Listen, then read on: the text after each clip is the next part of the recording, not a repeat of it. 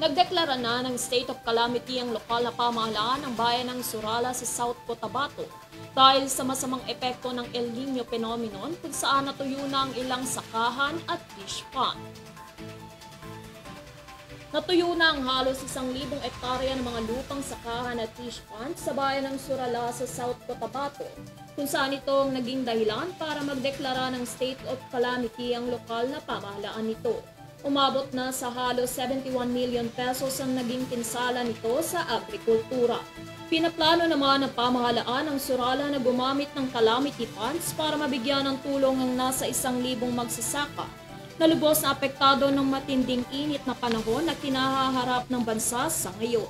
Ayon sa State Bureau, Pag-asa pumalo sa 34.7 degrees Celsius ang temperatura sa southern major city ng General Santos kung saan ito ang ikasyam na pinakamataas na itala sa bansa noong April 16.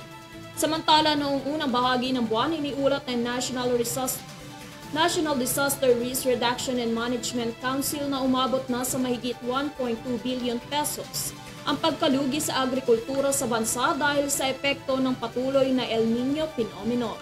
Hindi bababa sa 26,731 na ektarya ng mga paninim at 29,409 na magsasaka at mangingisda ang naapektuhan. Nasa 84,731 na pamilya o 416,820 na individual sa 378 na barangay sa 10 probinsya ang naapektuhan ng El Niño.